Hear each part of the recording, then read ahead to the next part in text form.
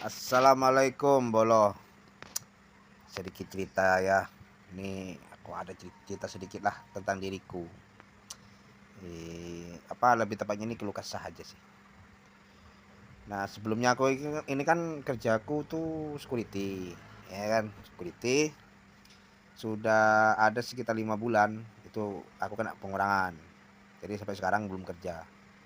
Selama aku belum kerja, aku nih ada beberapa lowongan lah, lamaran yang kusebar, yang kumasukkan.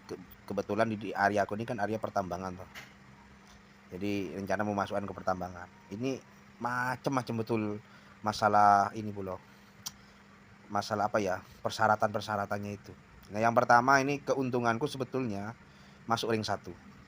Yang dibilang ring satu itu yang terdampak langsung oleh perusahaan tersebut, jadi seharusnya itu diutamakan tuh. Cuman di sini ini dari perusahaan tuh memberikan kebijakannya itu tidak ke yang bersangkutan kayak aku ini, ke warga enggak. Jadi di sini masih ada si ini si itu yang ngurus ini. Nah, gitu yang ngurus itu belum, bukan disalahgunakan ya, lebih tepatnya ya kurang merata lah gitu loh pembagiannya. Jadi kalau misalnya ada dia dari perusahaan itu meminta perekrutan untuk karyawan, ya yang diajak duluan saudaranya dulu gitu. Jadi kayak aku yang nggak punya saudara orang dalam itu susah.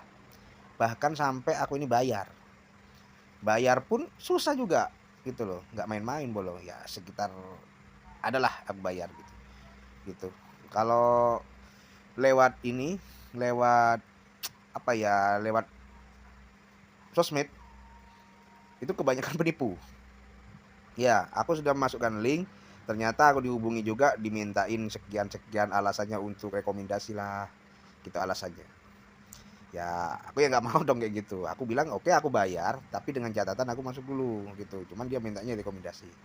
Nah, yang lebih konyolnya lagi nih, kemarin aku dikasih teman nih. Dikasih teman ada selembaran lowongan dicari security. Ini yang di bidang security lagi nih. Ada salah satu pabrik terkenal di sini nih, ya lumayan lah gitu. Bayarnya bilangnya 5. Masuk ke sana tapi gajinya setiap bulan itu hampir 10. 9 lah, 9 lebih. Nah, konyolnya itu gitu, aku udah masukkan lamaran, ternyata dibilang sama yang rekrut itu, usia aku nggak masuk. Alasannya tanya, usia maksimal 35. Nah, ini pertanyaannya kayak gini.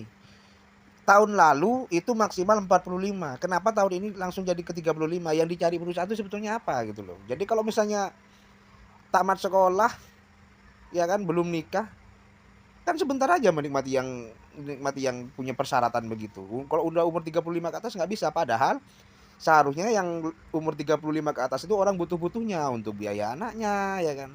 Apalagi kayak kita-kita yang belum punya rumah nih, bayar kontrakan lah untuk biaya hidup. Nah, kalau yang bujang-bujang itu kan masih belajar gitu loh. Kok maksimalnya 35 ya, ya jangan begitu. Kalau memang 50 atau 45 kan nggak masalah gitu loh ya. Kita yang sudah bapak-bapak ini kan masih ada kesempatan untuk di situ gitu. Dan konyol aja, malah aku berpikiran kayak gini, ini yang punya, tapi ini pikiranku aja, yang punya apa namanya, yang punya persyaratan itu perusahaan atau BPJS Ketenagakerjaan, ya takutnya mereka sudah bayar asuransi ternyata mati.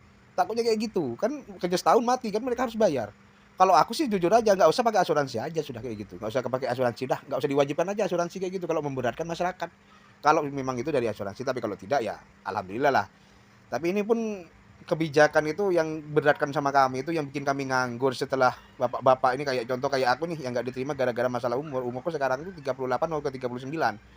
Itu kan udah lewat dari 3 tahun. Sedangkan kami yang begini ini butuh-butuh dananya, mana anak sekolah, dua-duanya sekolah butuh biaya. Ya mungkin kalau untuk untuk negeri mungkin masih ringan ya.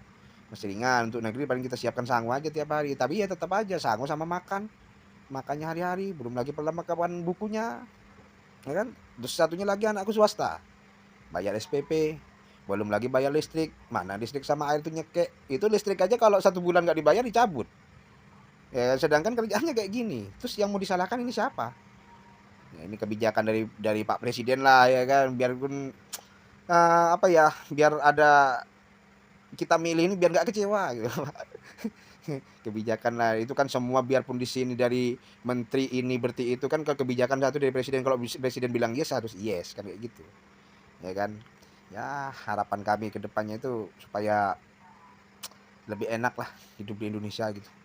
Aku aja sebetulnya iri di negara-negara lain itu ada yang nggak maksimalkan apa masalah umur, ya sekarang tinggi badan. Loh, terus gunanya untuk jadi security aja kalau misalnya tinggi badan ini nggak masuk persyaratan umur nggak masuk. Kenapa nggak waktu pendidikan diterima? Waktu pendidikan kita diterima tinggi badan yang cuma 155, 160. Kenapa itu diterima? Nah, kalau menurutku sekalian aja kayak polisi gitu loh. Sekalian aja ke pendidikan kayak polisi. Maksudnya kalau umur batas tinggi sekian nggak boleh gitu. Lah ini kan cuma iming-iming aja, disuruh bayar 5 juta. Setelah itu kita juga nggak dipakai, cuma habis pendidikan disuruh kerja cuma setahun 2 tahun aja, habis itu sudah. Ya nggak? Gitu aja sih. Semoga keluhan kami rakyat kecil ini didengarlah sama orang-orang yang di sana yang ngurus-ngurus kami di sini nih. Jangan cuma mau apa ya, harus amanah, jangan cuma mau kita disuruh taat bayar pajak, itu pajak terus, sedangkan kami aja nggak dikasih pemasukan begini. Mau makan aja susah. Ya, kadang kita ngalah-ngalah mau makan sekarang, kalau dimakan semua beli laut takutnya anak nggak sanggup besok. Itu aja sih. Ya, mohon didengarlah bapak-bapak yang terhormat. Siapa tahu Anda di sana yang duduk di kursi-kursi di sana itu ada gunanya gitu loh buat kami yang di sini nih. Ya, terima kasih banyak atas waktunya. Assalamualaikum.